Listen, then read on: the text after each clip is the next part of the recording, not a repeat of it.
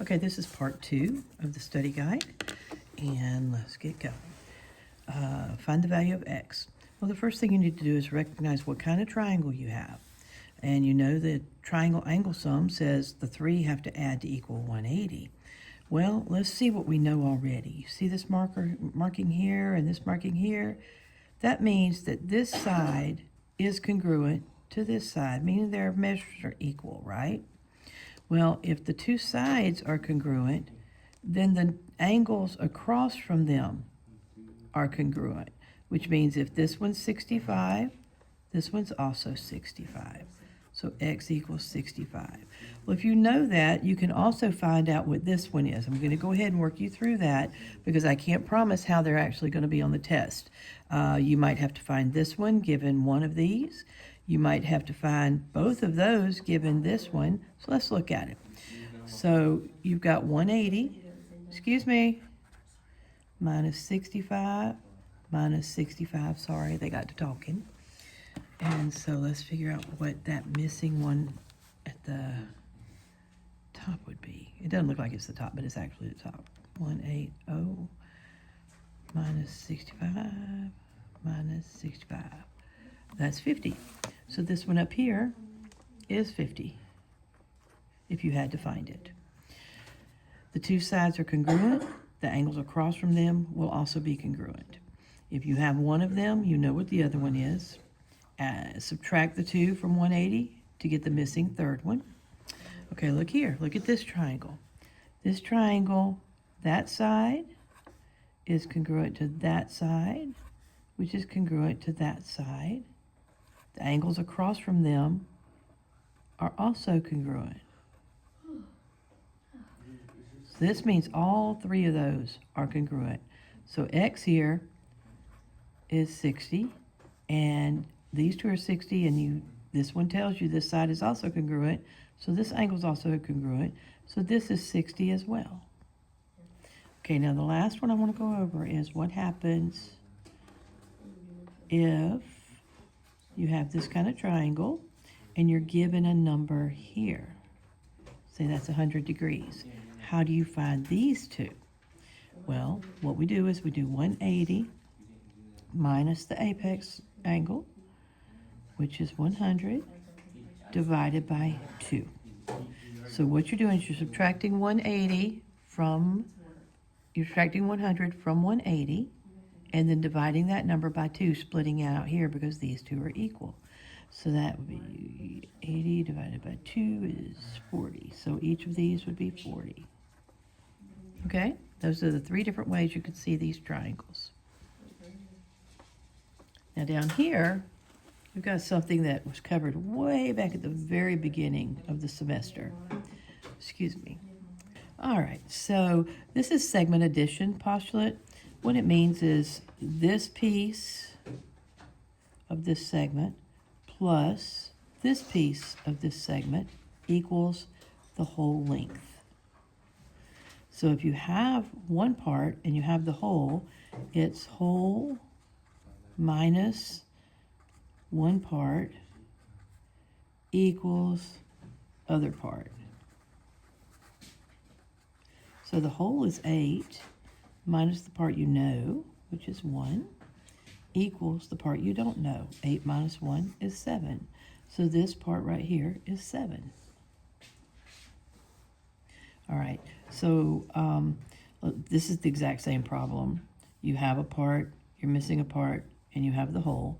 So it's 12 minus the part you know, which happens to be 1, equals the part you don't know, which would be 11. So that's basically all it is. The whole minus the part you know gives you the part you don't know.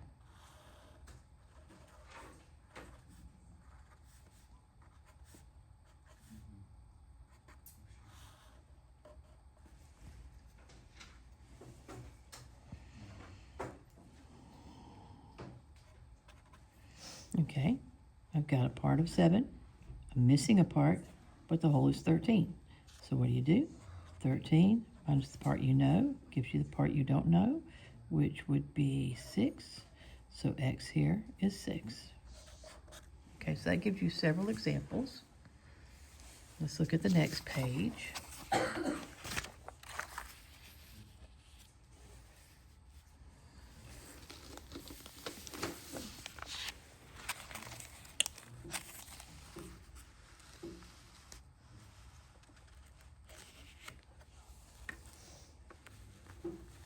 could put the whole page on there. Okay, there we go. State if each triangle is acute, obtuse, or right.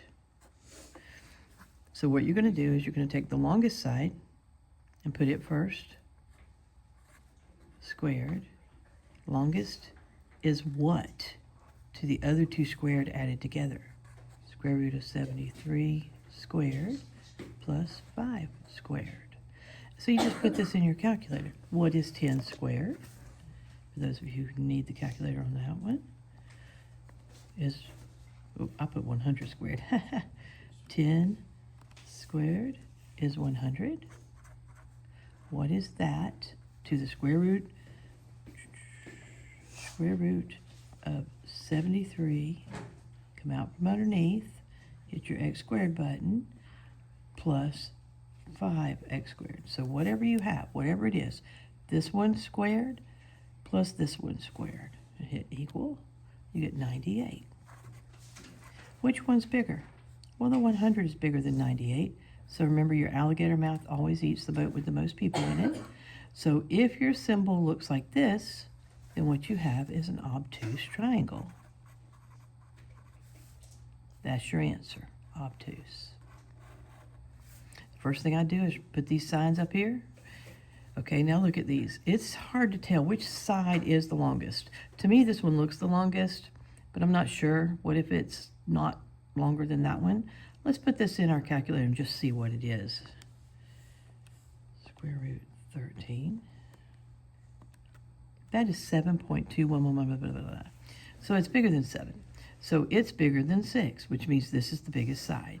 So I'm going to say 2 root 13 is what to 4 squared plus 6 squared. Now, I didn't finish out saying what you have to do here because I need you to realize you've got to put parentheses around the whole thing and square on the outside of the parentheses to test it. Okay, so let's look at that. Parenthesis 2 root 13, come out from underneath, and then square it. 52. 52 is what to 4x squared plus 6x squared. 52. Well, 52 is equal to 52, right? Which one is equal? It's our right. So this one's a right triangle. So you get your relationship, the biggest side to the other two sides, all squared. What's the relationship? The biggest side squared to the other two sides squared. What's the relationship? And then that'll help you figure out which one to pick. So now down here, all right. This theorem said that whatever this is, it is equal to the two angles across from it added together. Okay?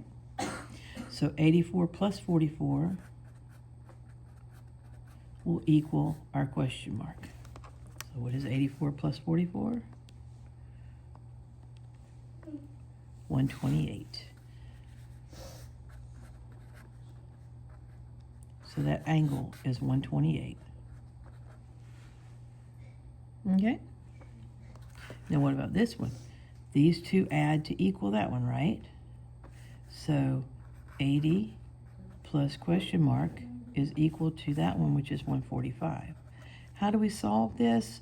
Well, first thing I'd recommend you do is change this to an x. Then it's a little easier to see. It's a one-step equation. Subtract 80 from both sides. So it's 145 minus 80 is equal to x. X is equal to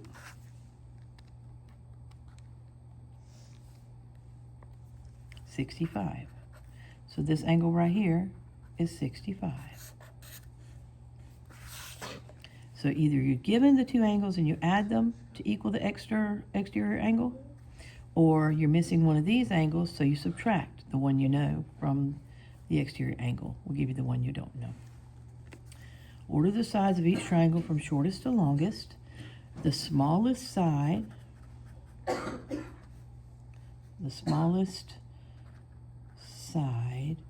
is across from the smallest angle. And that happens in reverse as well. Biggest side across from biggest angle. All right, so which one of these is the smallest? The 35. It's across from side MN. I'm ordering them from smallest to biggest. So it's MN. What's the next one? Would be the medium one. So 35 is the smallest, we've used it. Which one is next? The 71. It's across from this side, the NL side.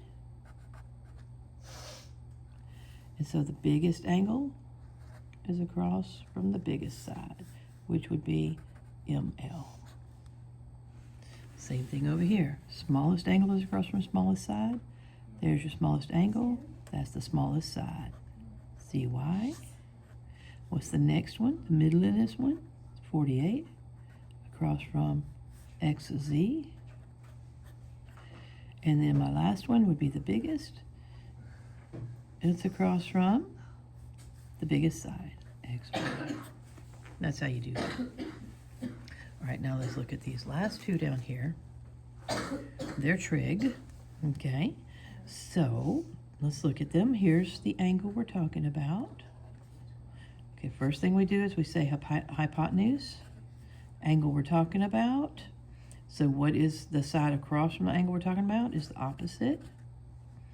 And then the last one, the one that's left, is the adjacent. All right, so that is critical for this. You have to be able to label your triangle. Let's come over here and see what we're doing then. Sine equal to opposite over hypotenuse. Cosine is equal to adjacent over hypotenuse. And tangent is equal to opposite over adjacent. So now, I look over here. Which one does not have a number and doesn't need a number? Has nothing. That's this side down here, the opposite. So we don't need opposite. Which one does not use opposite? That one has opposite. That one has opposite. So it must be cosine. So cosine of your angle is equal to adjacent over hypotenuse. Adjacent is x over hypotenuse, which is 20. That's the setup. Now the way you solve it is if the number is on the bottom, if the x is on top, number on bottom, the number comes out front. And you put that in your calculator.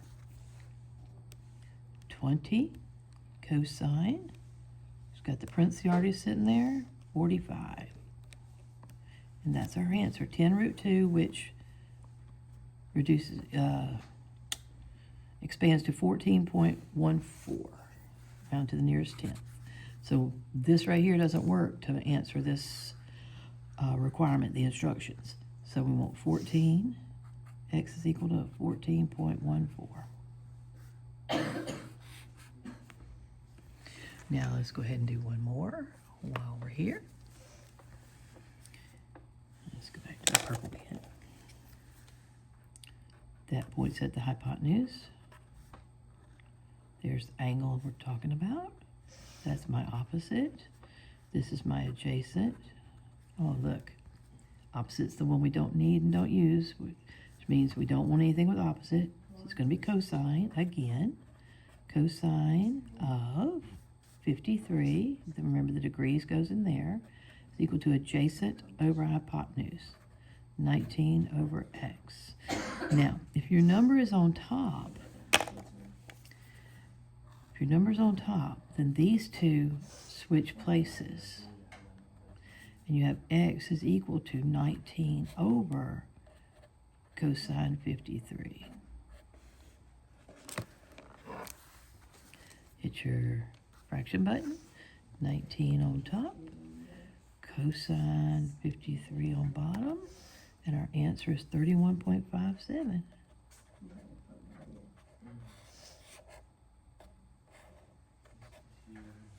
All right, and then our last two, we're looking for the angle measure. And if you remember, when you're looking for the angle measure, you have to use the inverse of one of these. So let's look at what we have. It looks like this one's going to be cosine again, because that points at my hypotenuse. The angle we're talking about means that's the opposite, and this is the adjacent. Opposite has nothing, needs nothing, so that means cosine again.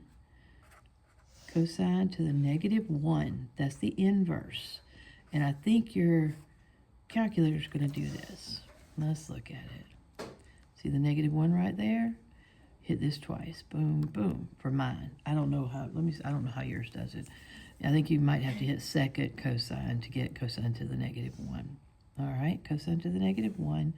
Hit your fraction, and let's get our relationship: adjacent over hypotenuse. 7 over 12.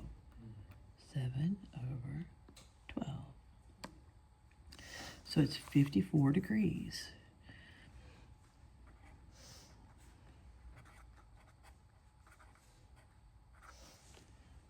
That's the measure of that angle right there. So let's look at this one. This one's a little different. Hypotenuse, opposite, adjacent. So your hypotenuse is the one that we're not using this time. Which one does not use hypotenuse? Oh, tangent. Tangent to the -1 of the opposite over the adjacent.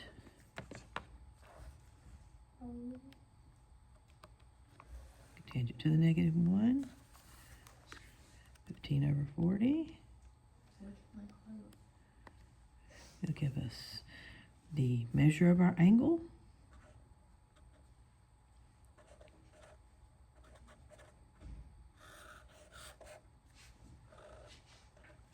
And that is the end of our study guide.